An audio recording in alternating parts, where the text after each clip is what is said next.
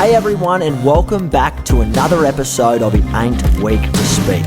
My name is Sam Webb, and this show is dedicated to ending the stigma around mental health through community, connection, and the hard-hitting truth. I'll be speaking with guests from all over the world about life to inspire and to educate people to speak up so that we can save more lives. Thank you for joining me on this journey.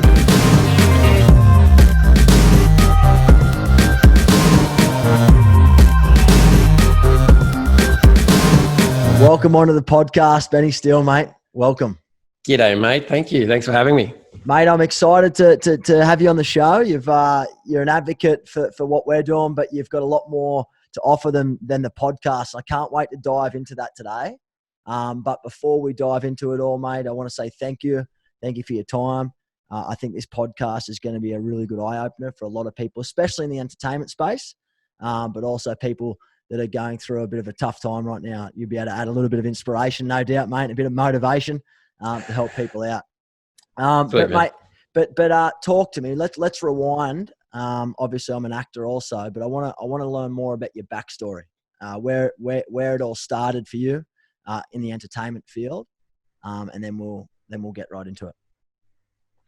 Yeah, too easy. So I guess I always, from about 6 when I was in primary school, I stepped on stage for the first time doing like a little silly poetry reading or something like that. And I just remember from that moment that felt the right place to be, and it kind of felt normal, felt like home. Everyone in the audience was quiet. Like I had 2 older sisters, so sometimes I felt like my voice wasn't being heard, but I guess on stage it was. So I kind of started from there. And once I discovered that there was this thing that you could do and it was called acting, from that moment, I kind of just kept pursuing it and pestered my parents to send me off to like acting classes and stuff, which took about 4 years convincing. So yeah, so from about the age 10, went off to acting classes and also got an agent and started kind of getting small gigs and stuff. So it's kind of from that moment, I always felt lucky that I knew what I wanted to do, and that I had a purpose and I was focusing on that.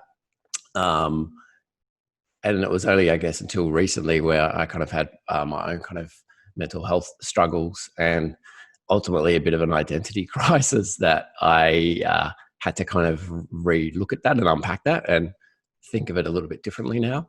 And that's important. And I really, and we'll talk about this, but I love the way you seem to look at things. It's, as an actor, a lot of people identify themselves as the actor, but that's not their identity. It's just what they do. And that's something that you believe wholeheartedly in, which I want to unpack too. But as an actor growing up, you said you were fortunate enough to know, your purpose and what you really wanted to do. Was acting something that you got straight away, or was it like anything? You had to train a lot. You didn't really get it at the start. It was frustrating. It was hard, or was it just something that naturally felt right for you, mate? Yeah, it naturally felt right, and it was fun. Like as a young kid, I didn't necessarily connect the dots. This is going to be my career, but it was. I guess it as I knew more about it and was starting to get work, I guess it turned into career kind of. That's what I'm going to do with my life that way. But initially it was just fun. I just wanted to keep pursuing that because it was fun and enjoyable, and you got to play with creative people that had similar ideas and would kind of go along with you on these adventures that you'd create or whatever, like these little stories, or running around like the playground with, this story, cops and robbers or whatever it was, you know what I mean? It was kind of like finding, I always had sport in my life. Like we came from a sporting family, so I guess I kind of jumped into that realm a bit as well. But I've never felt as home as I have in like a creative kind of tribe. So I guess for me it was that. Sorry, was it anything to do with the feeling that being an actor and being in the moment and being able to be creative and bring your own spin to characters and the moment and that sort of stuff, that brought you? Was there a type of feeling? What did it feel like? Was it therapeutic? Was it a release for you? Do you think now that you've unpacked it, what was it that sort of, do you think was a driving force behind all that? Yeah, I mean, I think as a kid it was just fun, but I think as I delved deeper into being an actor and performance and I guess developing those skills, yeah, it kind of transformed.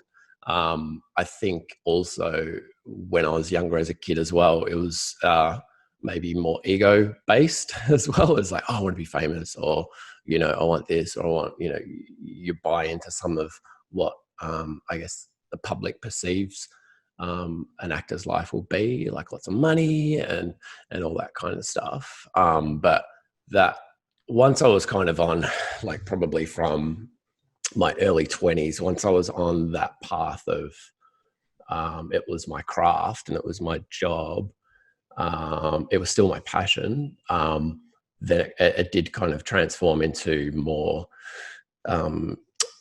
walking in someone else's shoes. I think being an actor, you have huge amounts of empathy for people. You kind of have to unpick other people's lives so that you can understand them, and I guess compare their perspectives to your perspectives, and how would they handle this situation, kind of thing. So it then did become much more, I guess, a bit of an emotional and psychological kind of exploration and growth. And that's where it kind of became a little bit more fun. Yeah, cool. And I love how you mentioned, as an actor and as an artist, I guess in a lot of different realms, you've got to have a high level of empathy for you to better understand not only the characters that you're probably trying to play with your creative twist, but also the characters that you're playing alongside of and the other people that you're affecting, because it's, we can sit here and say it's all smoke and mirrors and it's make believe and whatnot. But in the moment when you're trying to play a character, there's a lot of pressure on you to really understand who you're playing and why you're making the choices that you're making, so that it comes across like, as a viewer, we need to believe what we're watching, right? So there's a lot of pressure that goes on the actor too, which I think a lot of people that sit down and watch TV think it's just something that's really easily done. But what do you say to that? What do you say to that? Yeah, I mean, I think empathy is a really interesting one. I think it is a beautiful quality and trait to have or develop. It kind of adds to the additional pressures that actors do face, and can kind of get them in trouble with their mental health and well-being, in the sense that we do take things quite personally. So if you're dealing with rejection or stuff, it can be quite an interesting one to kind of overcome. And we can kind of get outraged a little bit easier because we can see injustices of the world and things. So we kind of, creative people, when you're pursuing a creative life, like everybody has creativity in them. Everyone can be creative. But when I guess you're spending a larger portion of your life pondering these questions and feeling these emotions and living this way, empathy can, it can kind of affect you a lot more, just everyday stuff like, coronavirus or wars or Black Lives Matter protests and things. So it's a beautiful quality to have, but it also can be a hard quality to navigate sometimes. Yeah, well said. And it does come with that double-edged sword type of thing, doesn't it? At times when you feel so much, you almost sometimes don't want to feel sometimes. And you become so 100%. used to it that it's hard to turn off, and it's not as simple as turning off and on a switch for it to work. Yeah, and that can potentially maybe explain why people in arts and entertainment or creative pursuits, that they haven't found other ways to switch off, that they turn to alcohol and drugs, to suppress feelings or to suppress how they're feeling and things like that. So it's not as simple and easy to say, oh, they're just drug addicts. It's exactly. It's maybe how they're dealing with stuff, how to turn their mind off, how to turn their heart off or something. Yeah. And it definitely comes down to education and, podcasts like this with gentlemen like yourself that can give insight into the realms of, their experiences goes a long way to making a difference, mate, and educating people from all walks of life. So thanks for that, mate. I appreciate that. And we'll talk about your breakthrough role, obviously, on Home and Away really quickly. That was quite a few years ago. You played Jude Lawson. Yep. what was the experiences like for you, mate, going, and I just want to hear it from you. I mean, everyone's very different. What was your experience going from, you know, you're acting for fun and you're enjoying it and, you know, probably wasn't getting the social recognition that you normally get, to then being cast onto a hit TV show, which was seen by hundreds of thousands of people on the daily, to automatically being noticed in the public eye? What was that like, going from not being recognized to being recognized in quite a fast pace of time? Yeah, I mean, certainly it's a trip, and it does bring up certain kind of ego challenges that you need to look at and kind of go, oh, what does it actually really mean? But I guess for me at that point in my life, I was at a little bit of a crossroads. So I think I was about 25, and yeah, had been kind of pursuing the acting thing for quite a while. But simultaneously, I'd always kind of had an interest behind the camera, kind of making stuff. And as soon as I left high school, the way I kind of made my money was working on crews, like kind of behind the scenes. More production stuff, yeah. Yeah, like production and lighting and Amazing. gripping. Yeah, so I kind of jumped into a few different areas. So for me, it was when the home and away kind of opportunity came up, it kind of put me at a bit of a decision, like which way do I go? Because at the time I was working on Moulin Rouge behind the scenes, and it was very much kind of wanting to go down the directing path. So the home and away thing kind of, I guess, in a bigger way, kind of brought me back to acting, because it presented me with this opportunity. So yeah, I kind of weighed it up a little bit in my mind. You know, did I want to accept? And of course you would accept an opportunity like that because it's full-time kind of acting work. But I did kind of pause for a moment to kind of go, is this the direction I want to kind of head down? Yeah. And then, so that kind of, I guess, reinvigorated my kind of passion and purpose down the acting path, and kind of pursued that for, another several decades. Yeah, nice, man, nice. And that's obviously has its highs and lows, like anything in life. And I want to talk to you about the transition. You know, when you're working full time. Obviously, I haven't been very fortunate enough to be acting full time, so I wouldn't know from being in my situation, sort of thing. But from listening and hearing other people's stories, I can certainly relate to it. But when you go from something that's full on, full time, you've reinvigorated your passion and your purpose and your interest and your enjoyment for acting.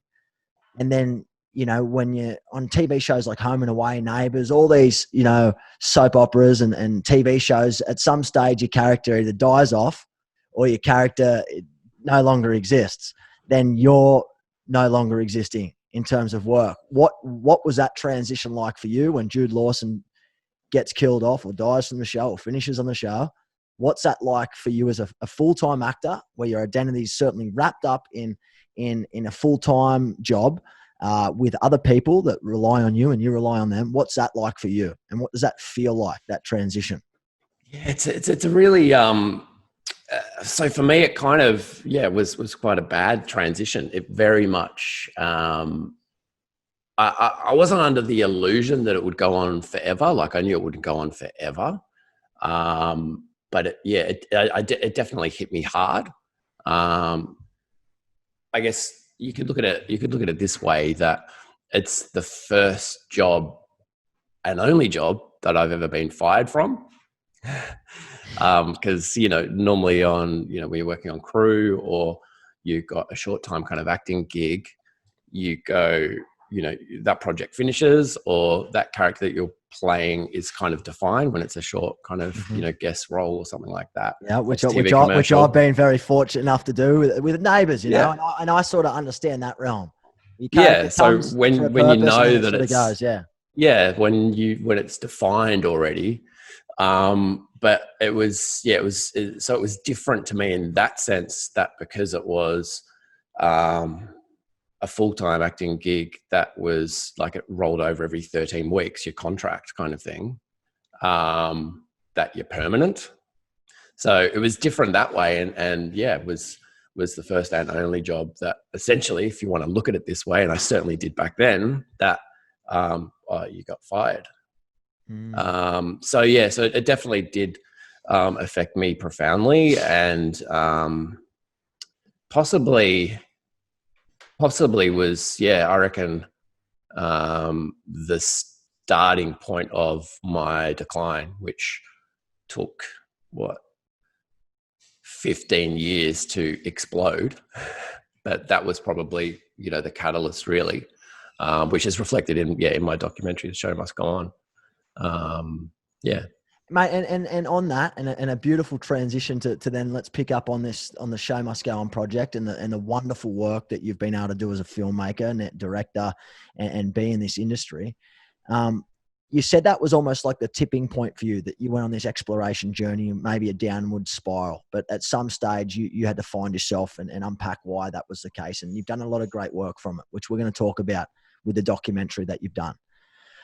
What was it, now that you look back, in that turning point that sort of, spiraled you? Was it a thing of, second guessing yourself, lack of self-doubt, the rejection, no one wants me, I couldn't get work, or was it, I'm not good enough anymore? Like, what was it? What was going through your mind, do you think, that led you on this path of destruction? I think for me, one of the biggest things that I had to learn over the last 4 years on the way to recovery was really kind of admitting and being present with what was actually going on. I think it's quite a common thing that people ignore or deny or put their head in the sand with certain issues, even smaller kind of issues as well. So I think that was my way of, I guess, coping with life all the way through my life, was to kind of the unpleasant or negative emotions or negative feelings or situations, rather than address them head on, was to kind of ignore them. And I certainly, at that tipping point, as you say, leaving home and away, kind of denied it. Didn't really admit to it. Didn't admit how I was feeling. Didn't admit necessarily that it would have any impact. Was, moved to the UK and kind of rode that wave over there because of the popularity of it over in the UK, and did some work over there and was kind of riding that wave. So I think for me, that was the way that I responded, by trying not to respond.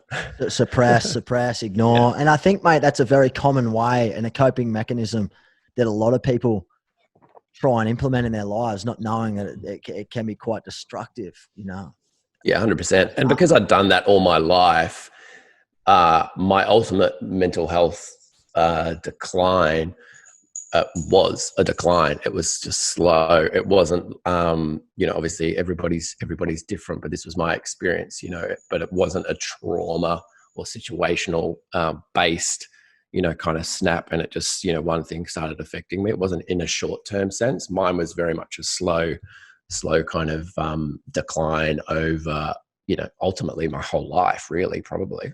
Yeah.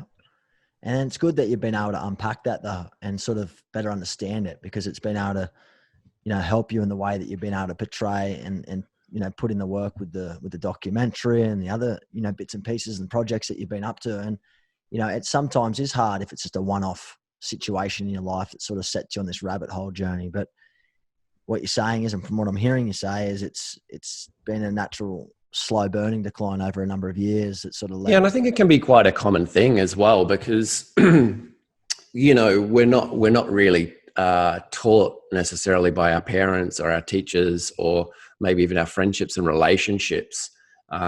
We're not really kind of taught how to deal with our emotional and psychological world. So the more people that are now coming out and talking about it, I think that is a big part of the solution to improve the statistics around this, is people talking about it and understanding that if you want muscles, you go to the gym and you need to work on your muscles. If you want to be mentally healthy and fit, you need to work on it. It's not a given right. Your mental health is not just going to appear that way. You might be lucky, for maybe your whole life or a big chunk of your life, but more often than not, and the statistics show this as well, people will go through some kind of mental health issue in their life. Yeah. And I think one of the bases is because we don't really talk about this stuff much. We don't really get taught how to do it until we need to know it. And then we go on a journey and learn it and find out how to navigate our world a little bit better. Yeah, and that's the thing. That's where it can be problematic. If a lot of people wait till it's almost too late, and the ways of getting back can be even more destructive, and can take a lot longer.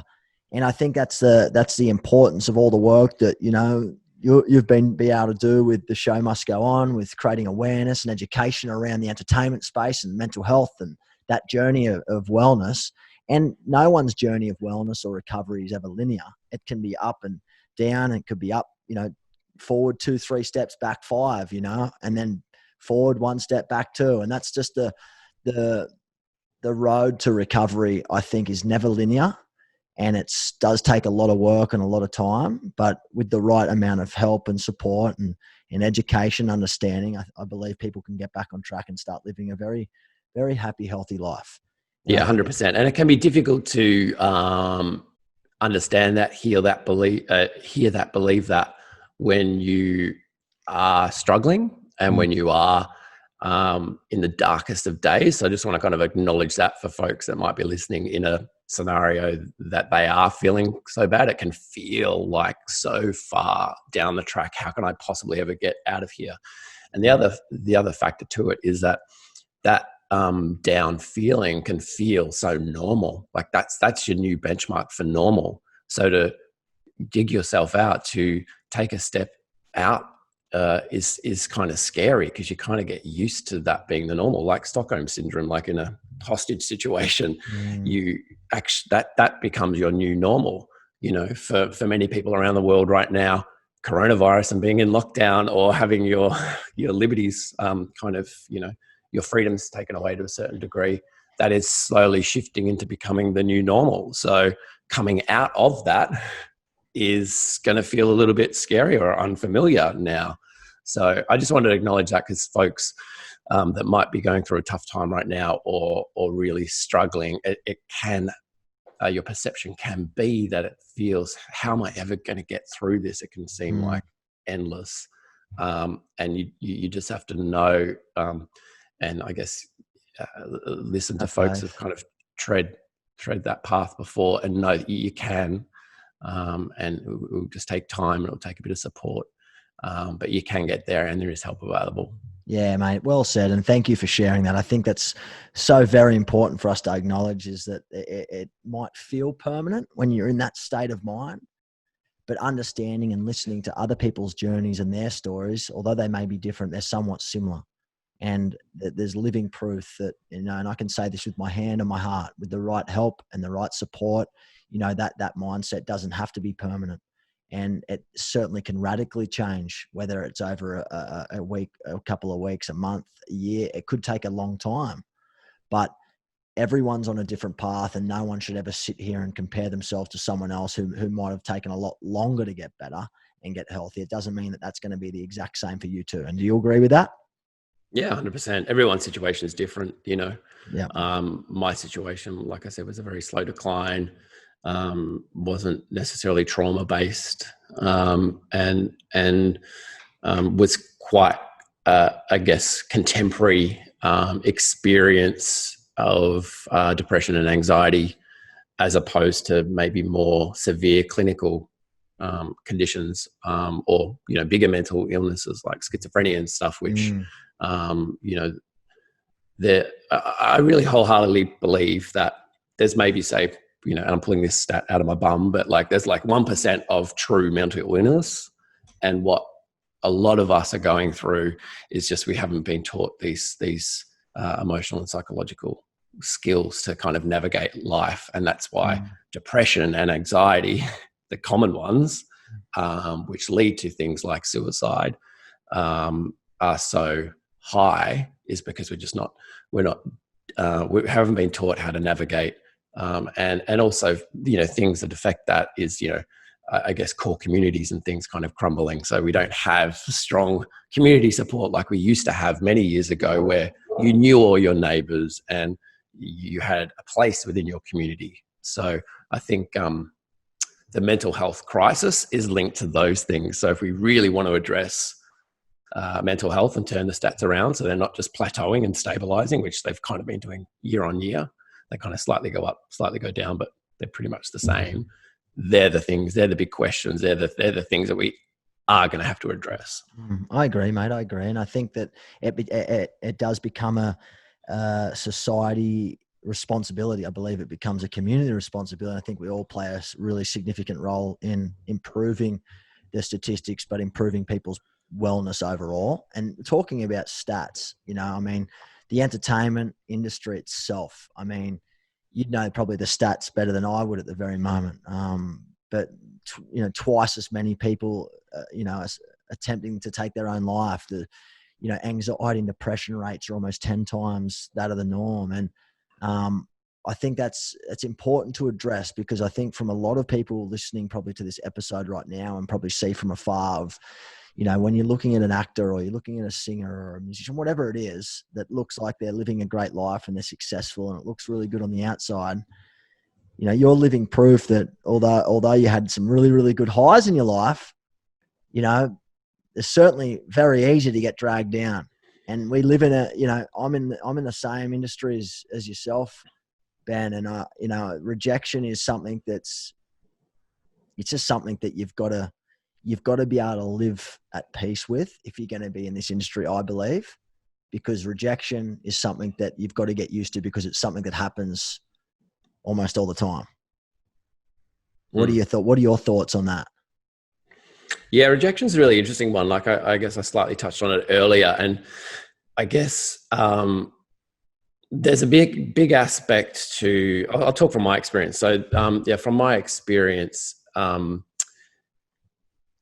I take things quite personally, just generally day to day.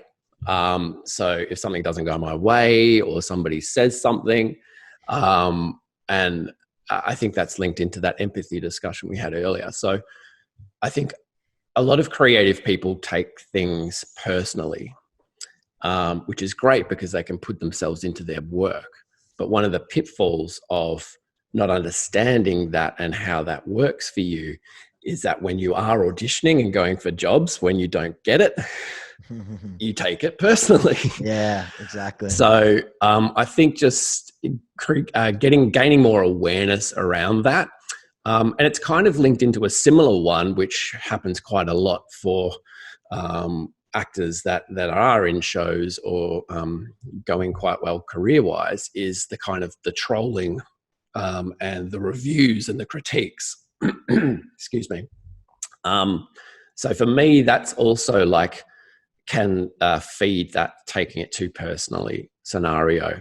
We focus on the one negative review or negative troll comment rather than the thousands of positive ones.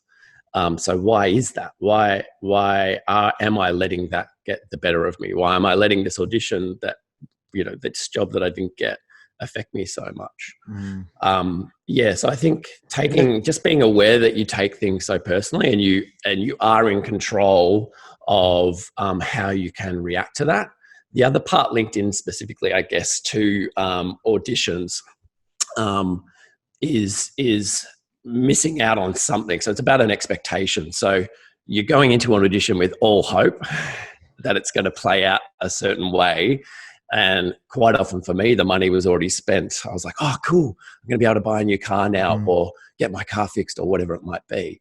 So you're already kind of going it in with an expectation. And to a degree, you kind of have to believe enough that you're going to be able to succeed that way. You're going to have to take those risks because quite often as an actor, you are emotionally and vulnerably like putting yourself on the line every time you do your job. You are really you have to go somewhere. Which is exhausting in itself. Yeah, 100%. Yeah. Yeah, so having a look at what's happening around your expectations of things. So for example, in a completely different sphere, On the Show Must Go On, at a certain point, we were trying to get the final bit of financing we needed to get the film off the ground. Like in the can, like the post-production and stuff. And so we had many grant applications in, and there was this one grant that I expected to go a certain way because it was a no-brainer. The project was spot on for what they were after. And then we got a no. I immediately went to feeling really hurt and bad by that, and getting angry and frustrated and kind of questioning, well, what kind of amazing projects have they had? Because our project's pretty amazing. Mm-hmm. And then I kind of caught myself in feeling that way, and then asked myself, why am I reacting so heavily to this? And then it occurred to me, I was reacting to something that I didn't even have. I was reacting like I already had the money in the bank, and then someone took it away from me. It's why which wasn't the reality. So that's the same kind of thing that happens with auditions. I think you've already got it, and it's been taken away. And I think that's where a lot of the rejection comes from, because it feels like someone's taken it away, and they haven't. It's just been an opportunity for a bit of fun. It's been a career opportunity. And if you're going it that way, I think rejection, you can handle it a little bit better. Yeah, and as well as acknowledging it for anyone who's in the entertainment industry, who's wanting to be an actor or a musician or whatever it is, it's it can seem really personal not getting a gig or booking a role, but understanding that 99% of the time, if you're going for an acting role and you're trying to book it, it's probably not because of the way you've performed. A lot of it's to do with the way you look. It might not be the right height, and that's nothing personal. It's not a vendetta against yourself. It's just something that's really out of your control. Do you agree with that? Oh yeah, 100%. Like you would have, heard the kind of stats or people kind of saying, it's 98% of actors are unemployed or whatever.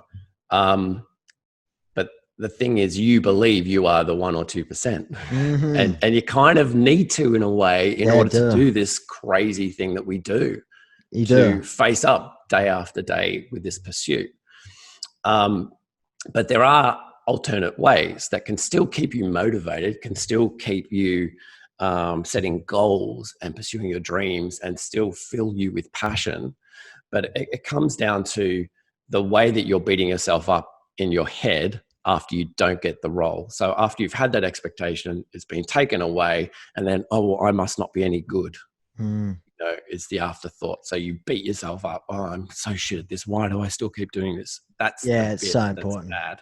And again, it's probably easier said than done, but I know for me, like when I'm going for auditions at the moment, man, and whether it's putting forward self-tapes, what I'm trying to do personally is just solve the person's problem, because I put myself in a director's chair or a producer's chair or the casting director's chair, and I think, all right, well, if they're making the decision, they're really after someone that can solve their problems, someone that is going to be the best fit for the role. And I just do what I can do best, and I deliver what I feel is the best option and the best choices. I give myself the best opportunity.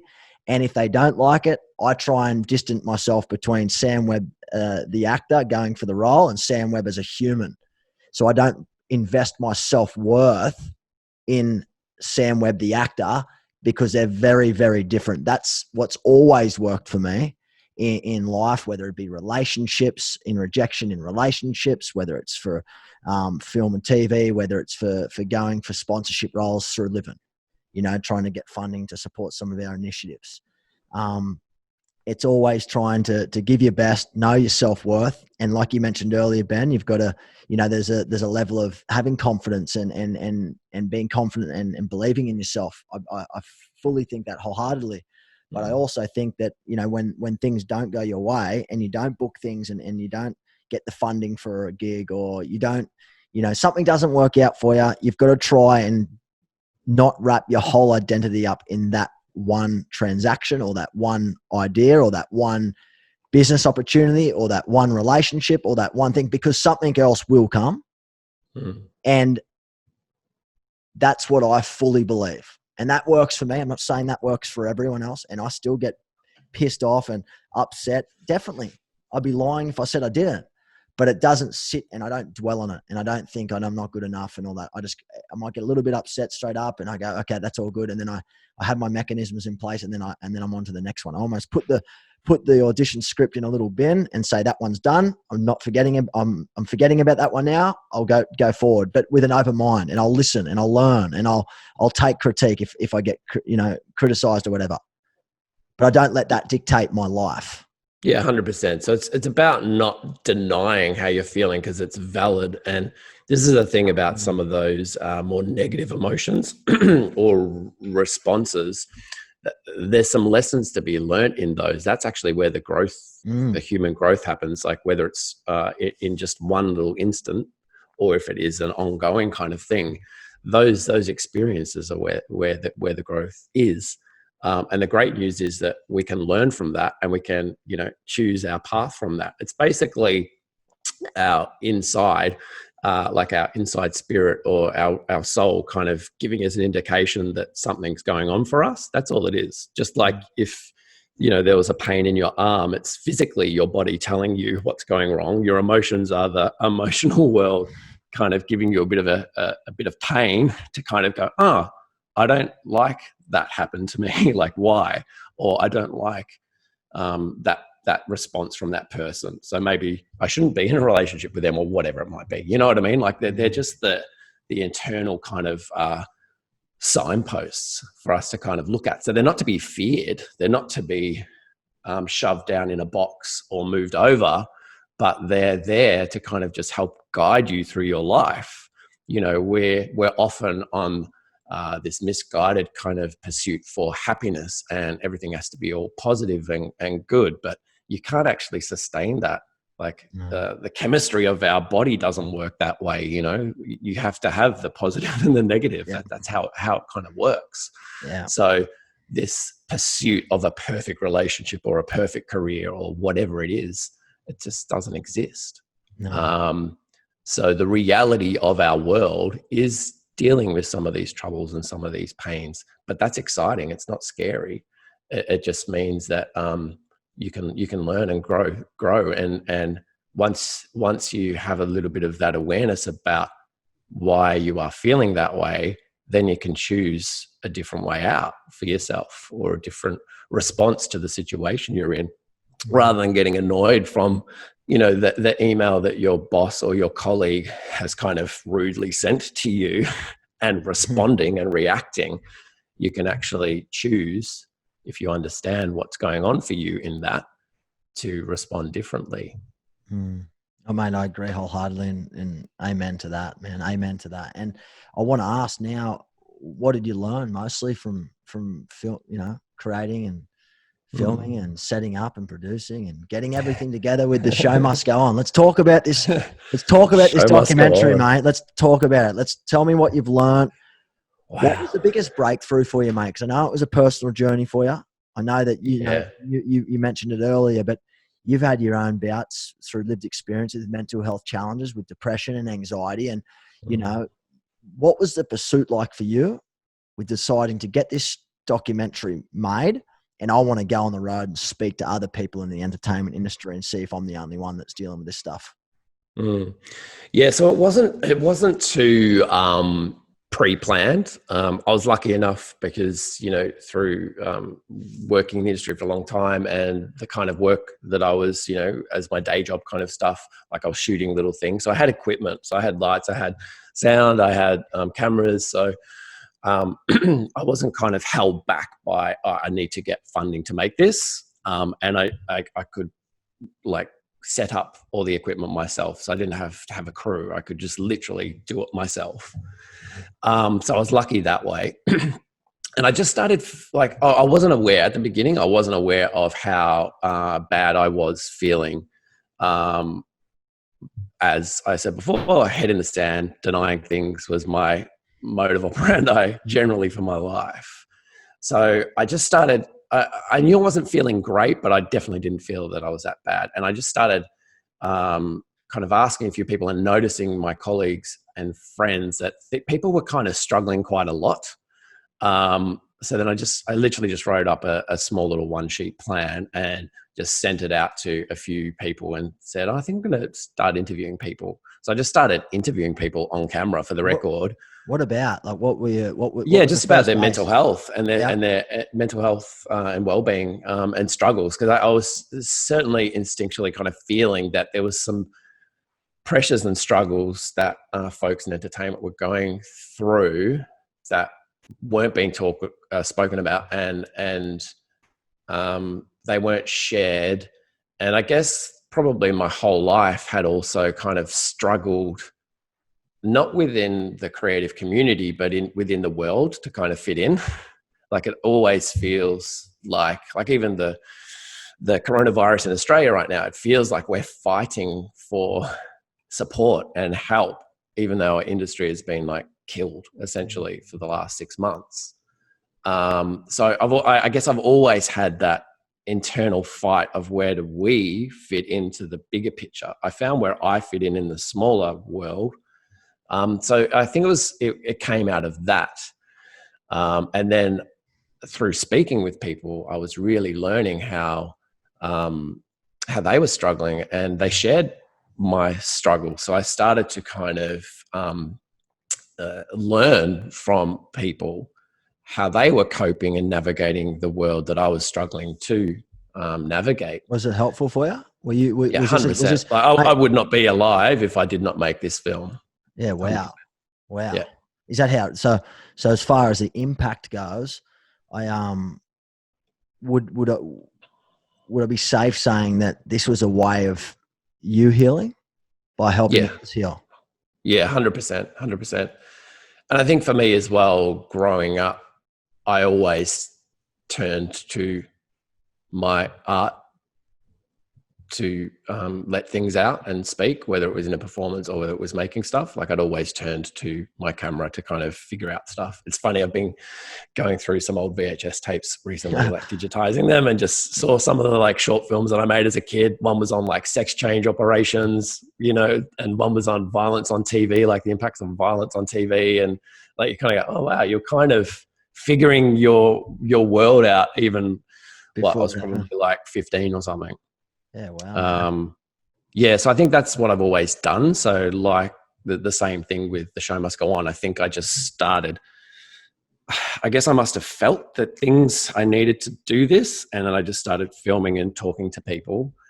And yeah, ultimately, you know, I had a mission that, okay, I feel like this film is going to help people. I feel like if we could just save one life, it will be worth it. And ultimately, I was the life, you know. Wow, man, that got saved. That's incredible. And what do you put that down to when you say?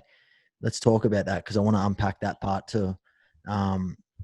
You've saved your life putting this documentary together, speaking to other people in the field. What do you put that down to? What saved your life? So I think it's definitely support. Like you definitely need support. I think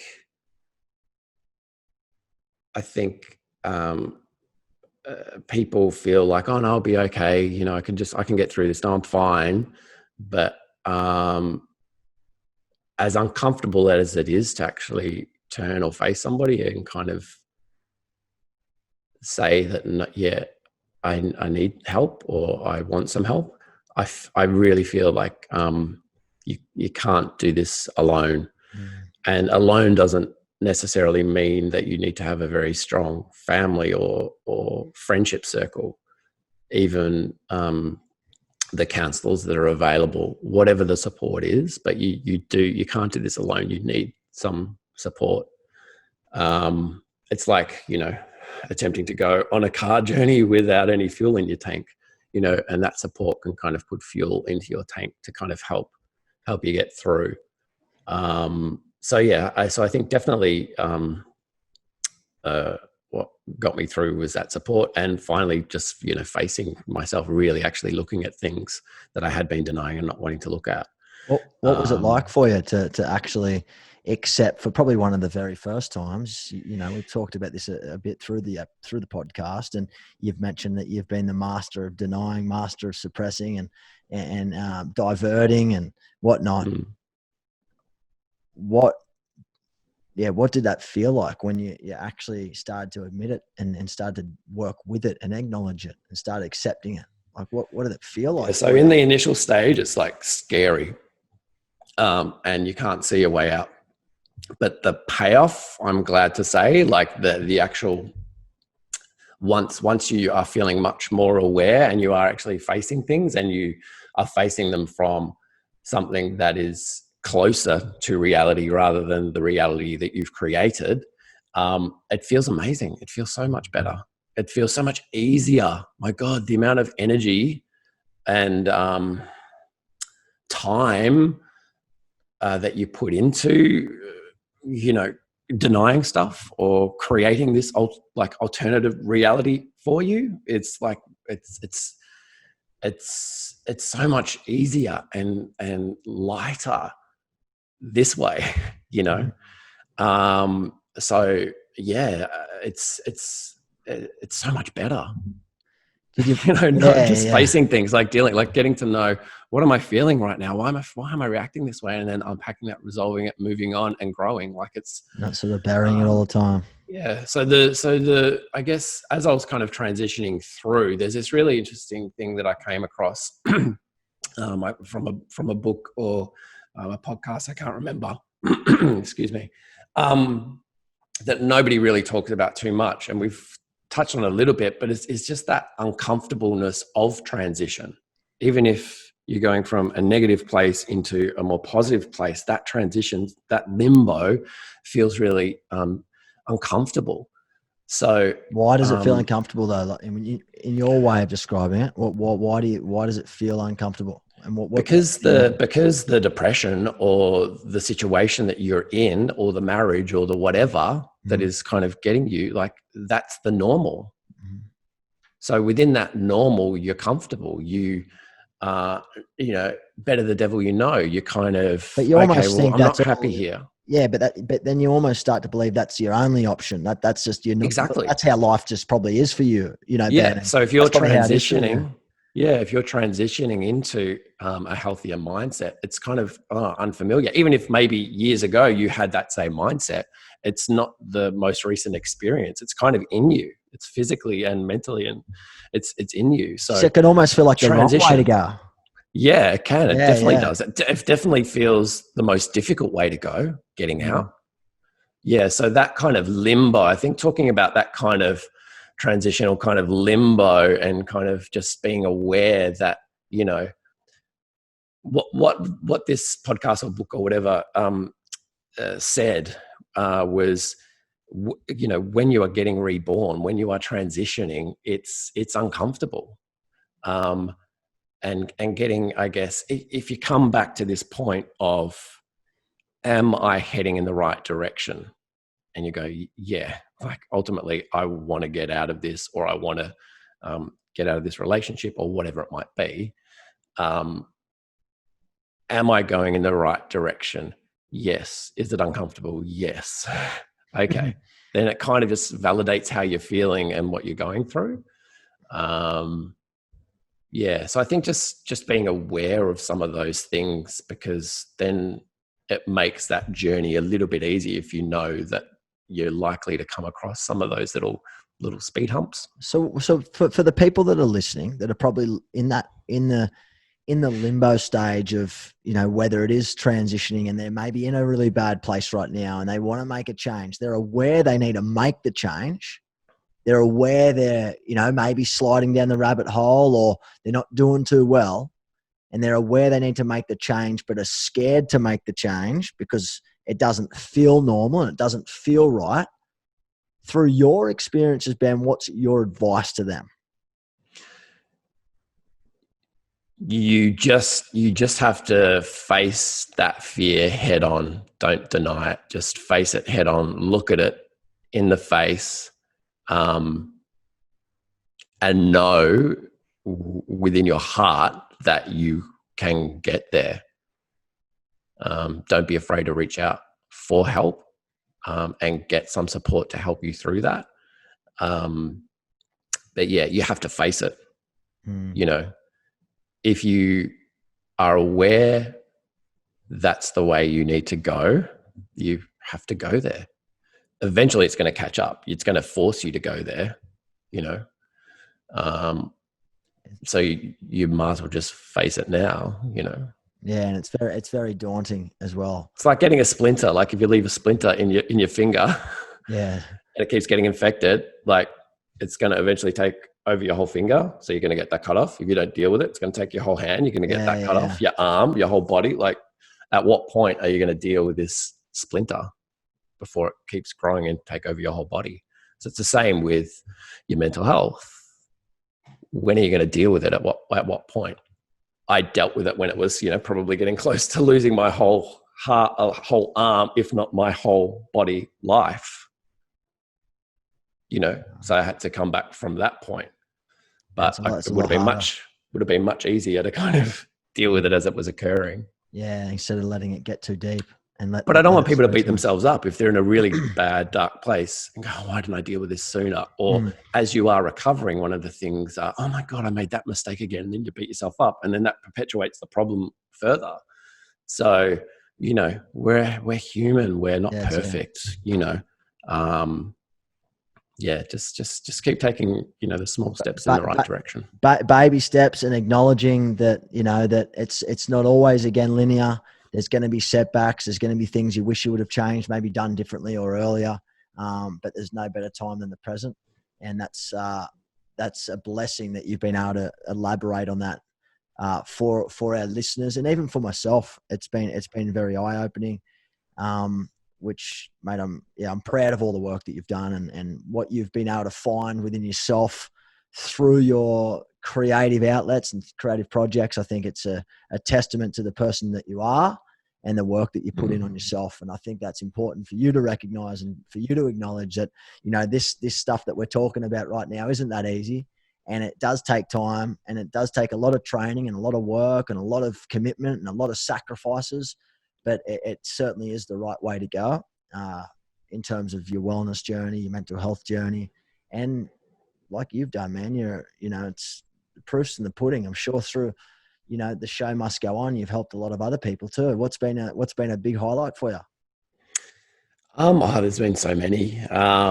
I guess some of the random left of fields, like we got an email, I think it was from somebody working like in the cricket kind of association or some kind of big cricket, which is kind of like baseball for the Americans that are listening, kind of organization. I was like, oh my God. So this film impacted people over there and people like within,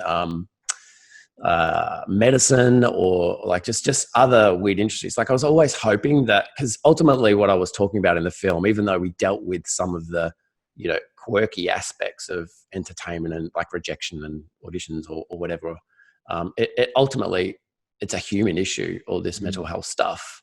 So the top layer quirks and pressures and challenges might be specific to the industry, but as soon as you penetrate beneath that, it stems for a human issue. So I think people really connected with seeing those human issues affecting people that maybe they'd seen on TV or listen to their music or something a part of the entertainment industry. I think they really kind of connected with that. It maybe disarmed people because it was about the entertainment industry. People might not have watched a mental health documentary, about doctors or about military maybe, but they were maybe a bit more intrigued to watch a film about the entertainment industry that way. But there are so many, as you mentioned, there's so many similarities and it's all integrated, and you're certainly spot on. I mean, the top layer, we can peel that back for most people, but once you start digging deeper, but beneath the surface, and there's a lot of similarities in terms of, the whys, where it all starts from. Yeah, 100%. And probably the biggest issues to answer those stats that you revealed earlier about the entertainment industry having disproportionate issues with mental health compared to the general population in Australia is the culmination of some of these pressures that we're facing at the same time. A lot of other people in a lot of other industries, they might have one or two pressures that they're facing from their work, but it's the accumulation of pressures in the entertainment industry that happens. So you might be working overseas away from your friends and family and your support network, and dealing with rejection and dealing with substance abuse and dealing with low pay, even though you're working overseas. So you're dealing with quite a lot of factors at the same time, which a lot of other industries, they might only have one or two of those. They might be working away from their family, but they're getting really, really well paid or whatever it might be. So it's accumulation. Yeah. And also that sensitivity that we spoke about with creative people, like just even crew, like not even just performers or the writers or directors, but even crew, they identify themselves with their work and what they're doing and their creativeness. So that kind of creative sensitivity is another compounding thing that happens with folks industry. That explains the stats, in my mind at least. Totally. No, definitely. And I appreciate you adding that point in. And mate, where can people find the show right now if they want to listen to this podcast after that? They're all excited. They want to dial into The Show Must Go On, mate. Where can they find it? So if you go to our website, theshowmustgoon.com.au, and you can see the kind of link there. Currently, it was on ABC iView for those in Australia, but it's slipped off that now, and it's available to buy. Cool, man. And I'll get everything of all these links and whatnot shared. Where can people get in contact with you too, Ben, if they want to reach you out and learn more about what you're doing and support the movement and everything else? Yeah, probably Insta's the best. So I am Ben Steele's my handle there. So yeah. Perfect, mate. Thank you. And what I'll do is I'll disperse all this relevant information along with the show notes in our Facebook group and on the blog article too that follows the podcast. But mate, we could speak for days. Before we wrap up, I know. Thanks for your time, man, and for all the great work that you're doing in this space as well, brother. It's we're all just kind of doing our bit, and the more people that are kind of contributing and doing their bit and sharing their story or helping somebody else, we're eventually going to turn things around, and major mental health issues won't be an issue in the future. Yeah, 100%, mate. And I agree with that. I think it's a team effort. I think everyone's playing their part, and even the listeners, even your supporters through The Show Must Go On, yourself, your family, friends, our networks, everyone plays a key role in making a difference, and it could be a very small part of the chain that gets turned. And I think if we can do it together, we can make massive inroads into the mental health and suicide prevention space, mate. But on behalf of myself, on behalf of Livin, I just want to say thank you for all the work that you're doing. But before I go, and I was just getting sidetracked, what are you up to now? And do you want to leave any of the listeners any final advice? So I've just released a short documentary that I made in Melbourne's stage 4 lockdown, which we're still currently existing through in good old Melbourne. So that's called Arts in Lockdown. That's on my Insta and stuff. It's an online release, so everyone around the world can watch it there. But yes, I've been just finishing that and continuing on. Yeah, just the advocacy and mental health kind of awareness and education in the entertainment industry. So we've got a couple of workshops coming up for those in Australia in the screen sector that Screen Australia is supporting, which is fantastic. So yeah, I'll just keep plugging away, doing my thing in the mental health space.